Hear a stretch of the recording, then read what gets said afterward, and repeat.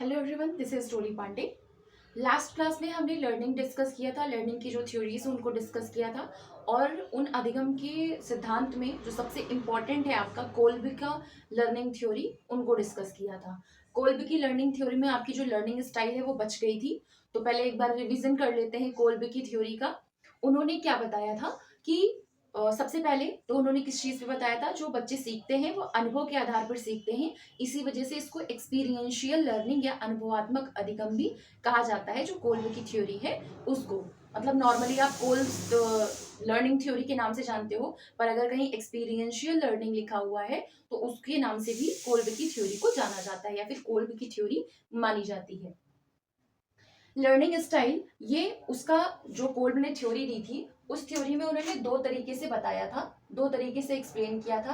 पहला उन्होंने एक साइकिल बताई थी कि लर्निंग साइकिल होती है, और एक उन्होंने स्टाइल बताया था कि लर्निंग स्टाइल होती है। मतलब कि साइकिल मतलब होता है किन किन चरणों से होकर के बच्चा गुजरता है जब उसको कोई चीज सीखनी होती है, और लर्निंग स्टाइल मतलब होता है कौन कौन सा तरीका है जिससे कि बच्चा सीखता है। क्योंकि हर व्यक्ति में लर्निंग इंडिविजुअल डिफरेंसेस पाए जाते हैं, हर किसी का सीखने का तरीका अलग होता है। तो हर एक व्यक्ति जो सीखता है तो उसकी स्टाइल भी अलग ही होगी। तो उस हिसाब से इन्होंने चार लर्निंग स्टाइल्स बताई थी और एक साइकिल के चार फेजेस बताए थे।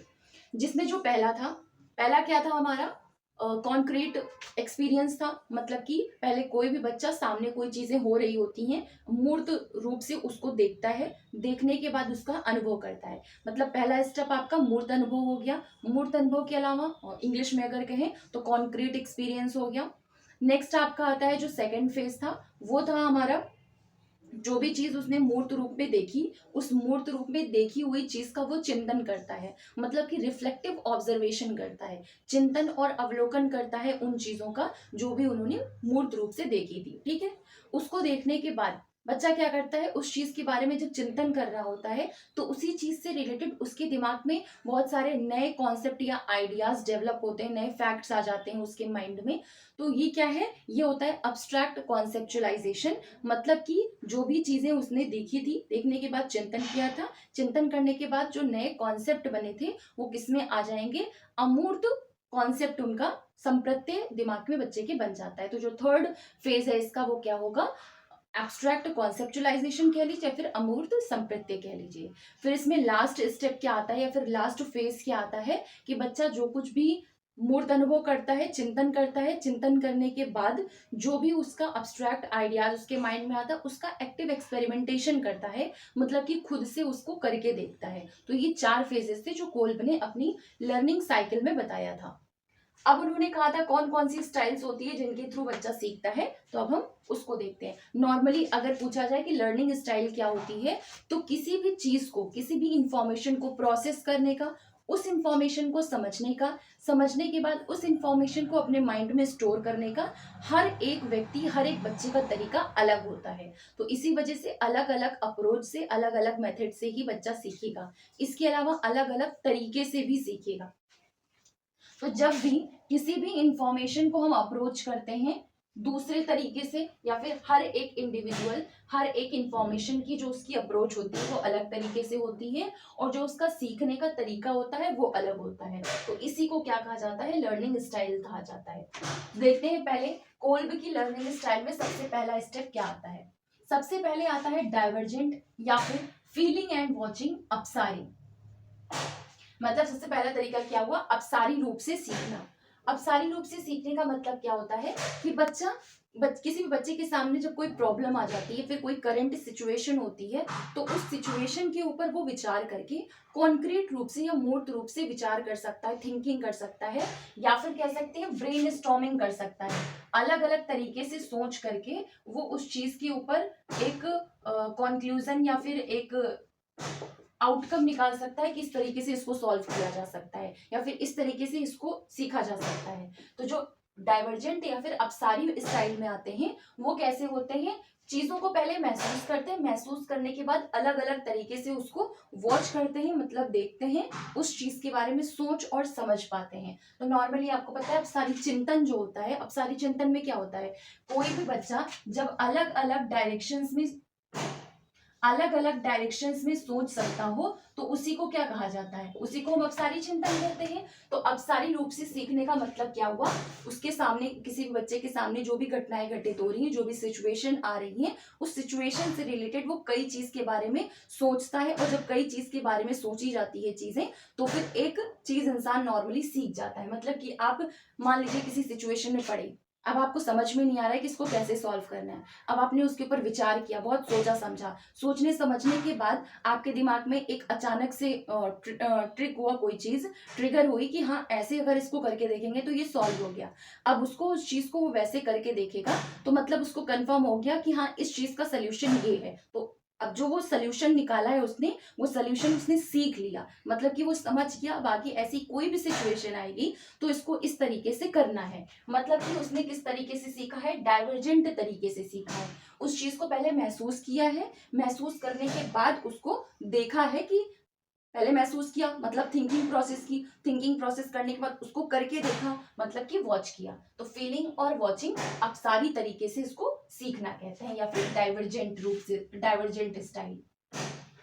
नेक्स्ट वन इज एसिमिलेशन, या फिर वॉचिंग एंड थिंकिंग और आत्मसात करना। ये जो आपका ये नेक्स्ट दिया हुआ है ये तरीका है, ये तो आपका मेन स्टाइल हो गया। इसके अलावा इस स्टाइल में किन तरीकों से सीखता है, कौन से इमोशन या कौन सी एक्टिविटी के थ्रू सीखता है वो बताया गया है। तो पहले में था फील करता है, पहले पहले महसूस करता है, महसूस करने के बाद देखता है करके कि ये चीज ऐसे हो रही है कि नहीं हो रही है, तो वो इस तरीके से सीख जाता है।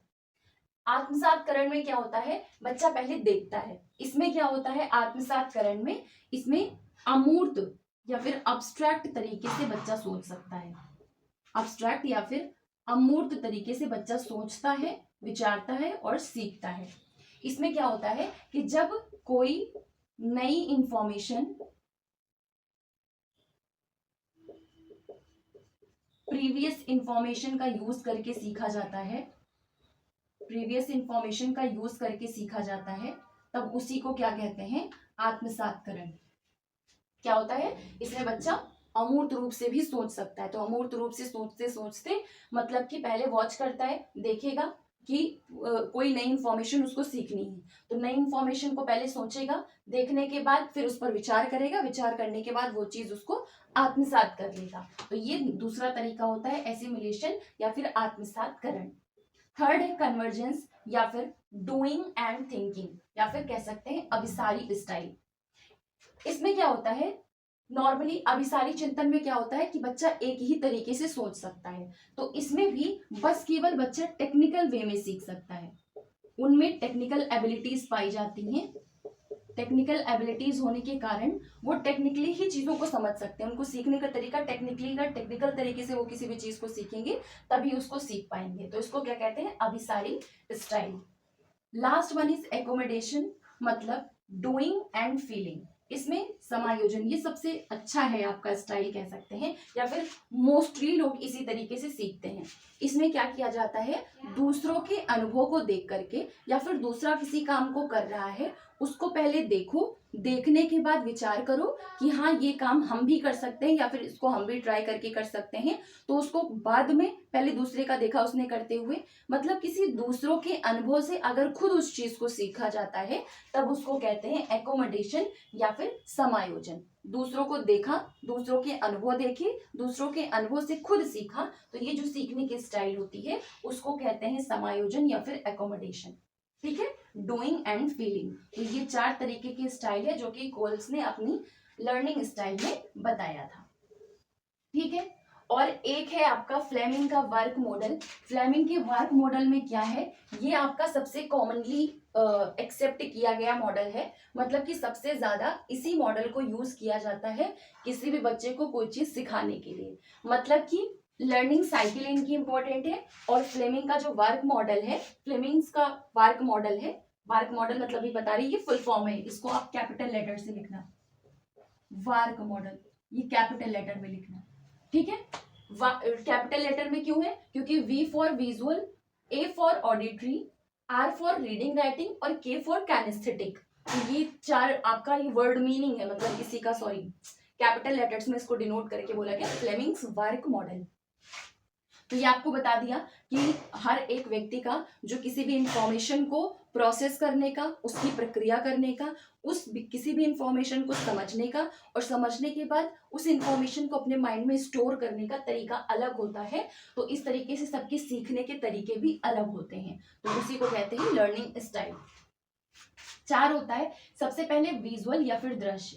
जो लोग इमेजेस देख करके या फिर माइंड में इमेजेस बना करके, माइंड में मैप्स बना के, माइंड में ग्राफ बना करके, या फिर कॉपी पे कहीं मैप वगैरह बना हुआ हो, इमेजेस बनी हुई हो, तो देख करके जो लोग सीखते हैं वो लोग विजुअल लर्नर होते हैं। ऐसे लर्नर्स जो कि इमेजेस, मैप्स या ग्राफ्स के थ्रू सीखते हैं उनको विजुअल लर्नर कहा जाता है, या फिर दृश्य अधिगमकर्ता कहते हैं। नेक्स्ट है ऑडिटरी लर्नर्स या फिर श्रव्य लर्नर, श्रव्य अधिगमकर्ता। इसमें कोई भी, जैसे लेक्चर वगैरह कहीं पे चल रहे हो या फिर ग्रुप डिस्कशंस हो रहे हो, तो उन ग्रुप डिस्कशंस में या फिर उन लेक्चर्स में जब बच्चा सुन करके और बोल करके सीखता है तब वो किस में आते हैं, ऑडिटरी लर्नर्स। ध्यान रखिएगा, ऑडिटरी मतलब, श्रव्य मतलब सिर्फ ये मत समझ लीजिएगा कि सुनना और बोलना दोनों ही स्किल्स का यूज करके ग्रुप डिस्कशंस में या लेक्चर्स में जब सीखा जाता है तब उसको कहते हैं ऑडिटरी लर्नर। नेक्स्ट है रीडिंग या राइटिंग। इसमें मेन यूज किसका होता है, वर्ड्स का यूज होता है। जो भी अब्स्ट्रैक्ट कॉन्सेप्ट वगैरह किसी के दिमाग में उठे या फिर अमूर्त रूप से चिंतन वगैरह करके किसी भी कॉन्सेप्ट को पढ़ा, अब अमूर्त चिंतन किया उसको, अब उसको शब्दों में ढाल दिया, एस्से, निबंध या फिर लेटर या फिर स्टोरी, इन सब के फॉर्म में, तब उसको क्या कहते हैं, रीडिंग या राइटिंग लर्नर, या फिर पढ़कर या लिख करके सीखने वाला अधिगमकर्ता। मतलब इसमें अब्स्ट्रैक्ट कॉन्सेप्ट को वर्ड्स में या एसेज में लिख करके एक्सप्रेस किया जाता है, तो इस तरीके से बच्चा सीखता है।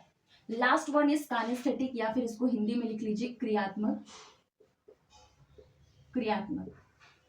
या फिर गत्यात्मक भी इसको कह सकते हैं। जब किसी तरीके का मूवमेंट करके या फिर किसी मूवमेंट को देख करके बच्चा सीखता है तब उसको काइनेस्थेटिक लर्नर कहते हैं। इसमें क्या होता है, बच्चा जब बाई हैंड किसी चीज को फिगर करके बताया जाता है या फिर इशारे से, इन सब तरीके से किसी चीज को, मतलब उसका फिगर करके, हाथ के थ्रू किसी चीज को फिगर करके बताया जाए, या फिर किसी मूवमेंट के थ्रू करके बताया जाए, चल करके, बोल करके, या फिर हाथ ऐसे रोटेट करके, मूव करके, तो इन सब तरीकों से जब बच्चा सीखता है तब उसको क्या कहते हैं, काइनेस्थेटिक लर्नर। मतलब इसमें फिगरिंग थिंग्स बाई हैंड सीखा जाता है।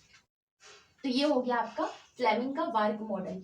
अब ये आपके लर्निंग से रिलेटेड जितने भी टॉपिक्स थे वो सारे कंप्लीट हो गए। अब थोड़ा सा टीचिंग समझ लेते हैं क्या होता है, उनके प्रिंसिपल्स समझ लेते हैं, और उसके बाद आपका बिहेवियरिज्म हम स्टार्ट करेंगे। और ये एक पॉइंट एक और है, मेशिंग हाइपोथेसिस। ये भी एक इम्पॉर्टेंट टर्म है, इसको ध्यान रखिएगा। मेशिंग हाइपोथेसिस क्या होता है, ये भी लर्निंग स्टाइल्स में ही आता है। हर एक बच्चे की इंडिविजुअल डिफरेंसेस होने की वजह से हर एक बच्चे का सीखने का तरीका अलग होता है। तो जब बच्चों के इंटरेस्ट या फिर उनके इंडिविजुअल डिफरेंसेस के आधार पर अलग अलग अप्रोच का यूज करके, उनके इंटरेस्ट के हिसाब से मेथड्स और अप्रोचेस का यूज करके पढ़ाया जाए तब उसको क्या कहते हैं, मेशिंग हाइपोथेसिस कहते हैं। तो ये था आपका लर्निंग के बारे में, ऑल ओवर जितना था कंप्लीट हो गया। टीचिंग स्टार्ट करते हैं।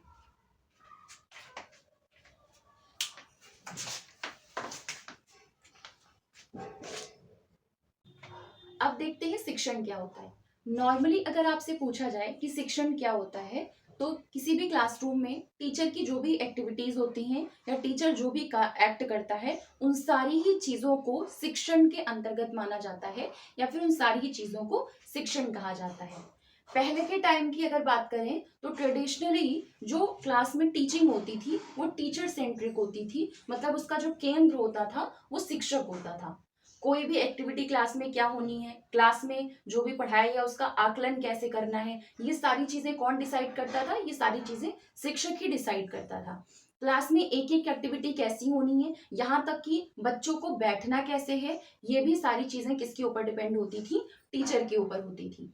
जो टीचिंग प्रोसेस, मतलब जो शिक्षण की प्रक्रिया है, उसका मतलब ही यही होता था, जो भी इंफॉर्मेशन है, जो भी फैक्ट्स हैं, उनको बस केवल ट्रांसफर करना, बस इतना। मतलब बच्चों के ना ही अनुभव का यूज किया जाता था।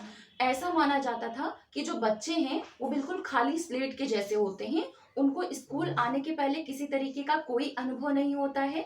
जब वो कक्षा में प्रवेश करते हैं या फिर स्कूल में प्रवेश लेते हैं, उसके बाद ही जो इन्फॉर्मेशन या फैक्ट या कॉन्सेप्ट उनको दिए जाते हैं, तभी वो उनको समझते हैं या फिर जानते हैं, जो कि बिल्कुल ही गलत कॉन्सेप्ट था। तो इसी वजह से जो शिक्षण की ये वाली प्रोसेस थी, इसको बाद में चेंज किया गया, और चेंज करने के बाद इसको बच्चों के आधार पर बनाया गया, मतलब कि बाल केंद्रित शिक्षा का शिक्षण की शुरुआत की गई। बाल केंद्रित शिक्षण में क्या होता है कि बच्चों की रुचियों के हिसाब से, बच्चों को इंडिविजुअल डिफरेंसेस के हिसाब से, बच्चों को एक्टिवली पार्टिसिपेट करा के इन सब तरीकों से शिक्षण कराया जाता था। तो शिक्षण का जो मेन अगर कहा जाए उद्देश्य है, तो वो क्या होता है, बच्चों के अंदर रचनावाद का बढ़ावा देना। शुरुआत कहाँ से हुई थी, बच्चों के अंदर बिहेवियर मॉडिफिकेशन करना, मतलब कि बच्चों के व्यवहार में बदलाव लाना, ये शुरुआती तौर पे शिक्षण का एक इकलौता मतलब होता था। बाद में ये और ज्यादा जब डेवलप हुई शिक्षण की प्रक्रिया, फिर और ज्यादा रिसर्च वगैरह की गई, बच्चों के बारे में सोचा गया कि किस तरीके से बच्चों को और बेहतर तरीके से सिखाया जा सकता है, तो उसके बाद एक और प्रक्रिया शुरू की गई, जो कि है रचनावाद। मतलब कि बच्चों के अंदर कंस्ट्रक्टिविज्म की बहुत ज्यादा डेवलप किया जाए, विकास किया जाए, कि बच्चे खुद से सीखें, खुद से ही ज्ञान की रचना करें और अपने आप ही चीजों को सोचें, सीखें, एनालाइज करें। और इसके बाद कॉग्निटिव, मतलब कि आप ये तीन चीजें बताई गई हैं कि बिहेवियरिज्म, कंस्ट्रक्टिविज्म और कॉग्निटिविज्म। तो जो इन्हीं तीन तरीके का जो मॉडिफिकेशन डेवलपमेंट किया जाता है बच्चों में, इसी का यही उद्देश्य है। नॉर्मली अगर हम कहें तो जैसे बिहेवियरिज्म मतलब बिहेवियर का मॉडिफिकेशन, व्यवहार में परिवर्तन या व्यवहार में बदलाव। इसके अलावा कंस्ट्रक्टिविज्म, इसके जो रचनावाद है या फिर रचना है, बच्चों के अंदर इसको विकास किया जाए कि बच्चे ज्यादा से ज्यादा खुद से ही ज्ञान का निर्माण कर सकें। और लास्ट वन कॉग्निटिविज्म, कि बच्चे के अंदर मेंटल जितनी भी एबिलिटीज है वो सारी ज्यादा से ज्यादा बच्चों के अंदर डेवलप की जाए। यही इस तीन जो है वो उद्देश्य होते हैं टीचिंग के या फिर शिक्षण के। तो इसको अलग से हाईलाइट इसी वजह से किया गया केवीएस की सिलेबस में कि बिहेवियरिज्म, कंस्ट्रक्टिविज्म और कॉग्निटिविज्म आपको पढ़ना है। Teaching learning, understanding teaching learning topic का नाम है ही, तो टीचिंग में ये सारी चीजें वैसे भी आ जाती हैं, क्योंकि यही तीन उद्देश्य ही होता है शिक्षण का। ठीक है, तो सबसे पहले शिक्षण हमने समझ लिया क्या होता है। जो भी टीचर के द्वारा एक्टिविटी परफॉर्म की जाती है क्लासरूम में, उसको शिक्षण कहा जाता है। पहले के टाइम में शिक्षण जो था वो शिक्षक केंद्रित होता था, लेकिन आज के टाइम में बच्चों को केंद्र में रख करके शिक्षा दी जाती है, क्योंकि हमको सिखाना बच्चे को ही है। बच्चा पहले से बहुत सारा अनुभव लेकर के स्कूल में प्रवेश करता है, तो उसी अनुभव का यूज करके बच्चों को फर्दर जो भी इंफॉर्मेशन या फिर नॉलेज देनी है वो देना चाहिए। तो ये सारी चीजें शिक्षण से रिलेटेड होती हैं। और शिक्षण का उद्देश्य क्या होता है, बच्चों के व्यवहार में बदलाव लाना, बच्चों के अंदर रचना का, कंस्ट्रक्टिविज्म मतलब कि कंस्ट्रक्शन जो है वो डेवलप करना, जिससे कि वो खुद से नॉलेज का कंस्ट्रक्शन कर सकें। कॉग्निटिविज्म का बढ़ावा देना, बच्चों को ऐसी एक्टिविटीज में इन्वॉल्व करना जिससे उनकी मेंटल एबिलिटीज बढ़े, क्रिटिकल थिंकिंग, प्रॉब्लम सॉल्विंग, ये सारी जितनी भी चीजें होती हैं, एनालाइज करना, सिंथेसिस करना, ये सारी चीजें वो खुद से सीखें, जिससे कि खुद से ही चीजों को जान सकें, एक्सप्लोर कर सकें। तो ये उद्देश्य होते हैं। ठीक, अब देख लेते हैं कि शिक्षण के कौन कौन से सिद्धांत होते हैं, किन किन सिद्धांतों के अनुसार बच्चों को शिक्षा दी जाती है। सबसे पहले जब टीचर क्लास में आता है तो टीचर का एक निश्चित उद्देश्य होना चाहिए, एक निश्चित गोल या ऑब्जेक्टिव होना चाहिए, जिसके साथ टीचर को कक्षा में प्रवेश करना चाहिए। आज मैंने क्लास स्टार्ट की, तो क्लास स्टार्ट करने का मतलब था कि बच्चों का जो कॉन्सेप्ट है, किन दो चीजों को लेकर के, टीचिंग को लेकर के और लर्निंग स्टाइल्स को लेकर के, ये बच्चों के कॉन्सेप्ट बिल्कुल क्लियर होने चाहिए। तो मेरा ये उद्देश्य था। तो जब तक एक निश्चित उद्देश्य के साथ, ऑब्जेक्टिव के साथ कक्षा में नहीं प्रवेश किया जाएगा, तब तक बच्चों को हम वो चीज दे ही नहीं सकते हैं जो कि बच्चों की नीड है। ठीक, दूसरी चीज, अब मैंने ये डिसाइड कर लिया कि मुझे शिक्षण या फिर टीचिंग चैप्टर बच्चों को पढ़ाना है, लर्निंग स्टाइल्स सिखानी है। अब मुझे प्लान करना पड़ेगा, योजना बनानी पड़ेगी कि स्टेप वाइज कौन कौन से स्टेप से क्या क्या चीजें बच्चों को बताई जाए, जिससे कि वो सिंपली समझते समझते कॉम्प्लेक्स चीजों को भी समझना स्टार्ट कर दें। मतलब कि इन सिंपल कॉन्सेप्ट्स के बेसिस पर जो टफ या फिर बहुत घुमा करके क्वेश्चंस पूछे जाते हैं उनको भी सॉल्व करना सीख जाएं। तो एक योजना के साथ स्टार्ट किया। तो शिक्षक का दूसरा काम क्या होता है कि शिक्षण प्रक्रिया का कि शिक्षक को एक प्लानिंग के साथ क्लास में आना चाहिए कि बच्चे को किस किस तरीके से कौन कौन सा स्टेप वाइज बच्चे को क्या क्या सिखाना है। लचीलापन होना चाहिए, फ्लेक्सिबिलिटी होनी चाहिए। क्लास में बच्चा बैठा हुआ है, अब हर एक बच्चा तो सेम तरीके से नहीं सीख रहा है, हर बच्चे में इंडिविजुअल डिफरेंसेस हैं। तो इंडिविजुअल डिफरेंसेस होने की वजह से हर बच्चा सेम तरीके से तो नहीं सीख सकता। तो किसी बच्चे ने क्लास में खड़े होकर के कह दिया कि मैम ये चीज़ मुझे अगर समझ में नहीं आई, या फिर सर मुझे ये चीज़ समझ में नहीं आई, तो मुझे तुरंत अपना अप्रोच चेंज करना पड़ेगा, बच्चे के हिसाब से दूसरा अप्रोच लागू करना पड़ेगा, जिससे कि वो कॉन्सेप्ट उस बच्चे से भी ना छूटे, हर एक बच्चा बराबर तरीके से सीख पाए। ठीक है, तो क्लास में फ्लेक्सिबिलिटी होनी चाहिए, पढ़ाते टाइम लचीलापन होना चाहिए। पास्ट एक्सपीरियंसेस जो भी हैं टीचर की, उनका टीचर्स को यूटिलाइज करना चाहिए।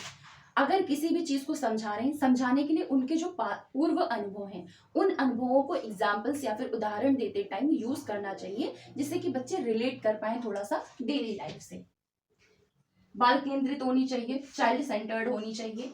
इसके अलावा एनसीएफ 2005 के अकॉर्डिंग जो सबसे इंपॉर्टेंट चीज है वो क्या चीज बताई गई है कि बच्चों को जब भी शिक्षा दी जाए या फिर शिक्षण प्रक्रिया की जाए, तो उस टाइम पे बच्चों की जो एक्चुअल लाइफ है या फिर जिस एनवायरनमेंट में बच्चे रह रहे हैं उससे लिंक करके बच्चों को सिखाना या फिर पढ़ाना चाहिए।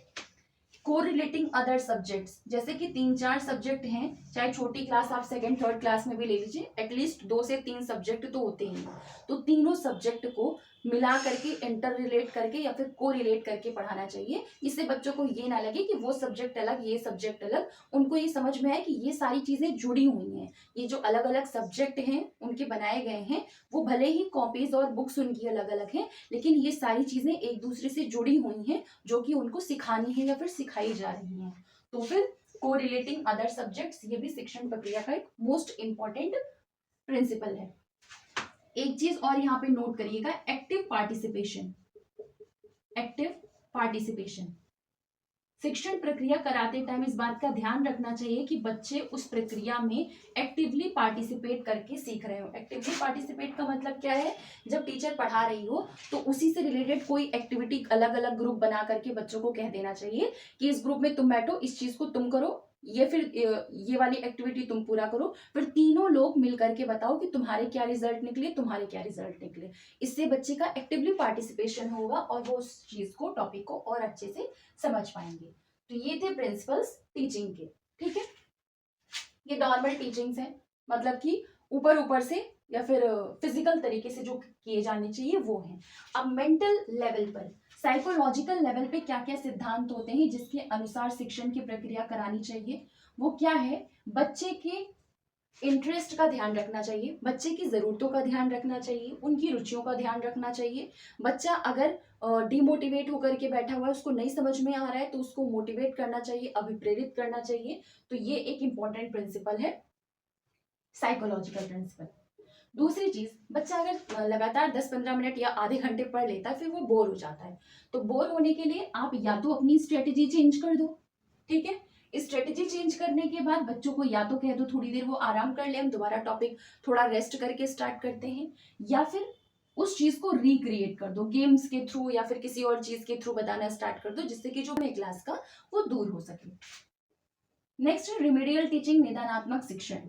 मतलब कि अगर कोई बच्चा कह रहा है मुझे ये चीज समझ में नहीं आ रही है, मतलब कि वो मेंटली उस चीज को कैच नहीं कर पा रहा है, तो उसको निदान करो और रिमेडियल टीचिंग दो कि किस हिसाब से अगर हम करोगे तुम, या फिर किस हिसाब से एक्सप्लेन करना है, अप्रोच चेंज करो, मेथड चेंज करो, जिससे कि बच्चे के मेंटल लेवल के हिसाब से वो मैच हो सके और बच्चा सीख सके। नेक्स्ट है सिंपैथी और कॉपरेशन। ये बहुत इंपॉर्टेंट चीज है। अगर बच्चे के साथ सहानुभूति के साथ नहीं पढ़ाया जाएगा, मतलब कि अगर बच्चा रो रहा है, आपका लेवल, आपको वो चीज पता है, आपको वो चीज समझ में आ रही है, बच्चे को नहीं पता है, उसके लिए वो चीज नहीं है, तो उसको सीखने में टाइम लगेगा। तो इस वजह से आप उसके लेवल को समझो और उस हिसाब से धीरे धीरे स्टेप वाइज उसको समझाने की कोशिश करो। तो बच्चे के साथ सिंपैथी रखिए। अगर वो समझ में नहीं आ रहा है तो इस बात का ध्यान रखिए कि आप भी उस क्लास में थे या फिर आप भी उस एज के थे जिस वजह से आपको वो चीजें नहीं समझ में आती थी, तो उनके लेवल पर जाकर के चीजों को समझाने की कोशिश करिए। ये टीचर का सबसे इंपॉर्टेंट रोल होता है।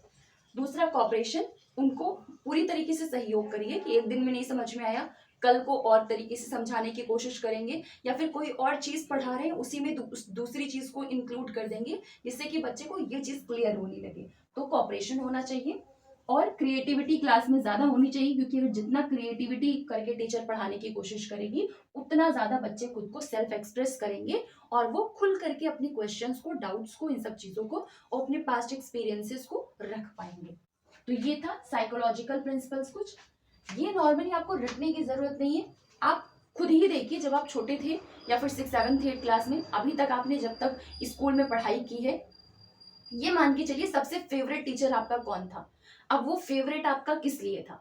क्योंकि वो आपको बहुत प्यार से समझाता था, आपको कोई चीज समझ में नहीं आती तो वो कॉपरेट करके समझाता था। इसके अलावा अगर आप बहुत दुखी रहते थे तो वो आपको मोटिवेट करता था कि नहीं ऐसे नहीं, आप परेशान मत हो, सीख जाओगे, ये है कैसे भी करके, तो मोटिवेट करता था।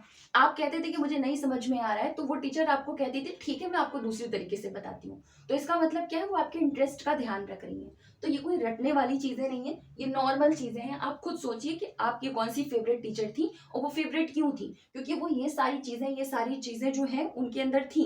इन सब चीजों को वो एक्सप्रेस करती थी जिससे आपका सीखना और ज्यादा सुगम हुआ, आसान हुआ, तभी तो वो आपकी फेवरेट टीचर हुई। तो मतलब ये सारी क्वालिटीज कहाँ से आ रही है, एक अच्छे शिक्षक की ये सारी क्वालिटीज होती हैं कि वो इन सब चीजों को और इन सब प्रिंसिपल्स को दोनों तरीके से करके बच्चे को सिखाए। तो ये था साइकोलॉजिकल प्रिंसिपल ऑफ टीचिंग। इसके बाद एक आपका इंपॉर्टेंट है मैग्जिम्स ऑफ टीचिंग। मैग्जिम्स ऑफ टीचिंग ये क्या होता है? गाइडलाइंस या प्रिंसिपल्स, ऐसे सिंपल गाइडलाइंस या प्रिंसिपल्स होते हैं जो कि टीचर्स को डिसीजन लेने में हेल्प करते हैं। डिसीजन लेने में हेल्प करते हैं, किस चीज का डिसीजन लेने में? जब टीचिंग की प्रोसेस चल रही हो, जब शिक्षण प्रक्रिया चल रही हो, तो उनको क्या चीज कैसे पढ़ानी चाहिए, इसका डिसीजन लेने में हेल्प करते हैं ये मैग्जिम्स टीचिंग के, और उसी हिसाब से एक्ट करने में टीचर की हेल्प करते हैं। मतलब हम नॉर्मली कहें तो मैग्जिम्स ऑफ टीचिंग क्या होती हैं? जब शिक्षण प्रक्रिया के दौरान, टीचिंग प्रोसेस के टाइम पे टीचर को डिसीजंस कब किस टाइम पे क्या लेने चाहिए, इस चीज में जो प्रिंसिपल से हेल्प करते हैं, या फिर किस हिसाब से एक्ट करना चाहिए, किस हिसाब से एक्शन करना चाहिए कि बच्चे के लिए शिक्षा और सुगम हो जाए। तो ये सारी चीजों के लिए जो प्रिंसिपल्स या गाइडलाइंस होती हैं, सिंपल गाइडलाइंस या प्रिंसिपल्स, उन्हीं को मैग्जिम्स ऑफ टीचिंग कहा जाता है। आप पढ़ लेते हैं कंटेंट्स क्या है मैग्जिम्स के, मतलब इसमें कौन कौन से प्रिंसिपल्स या गाइडलाइंस आती हैं।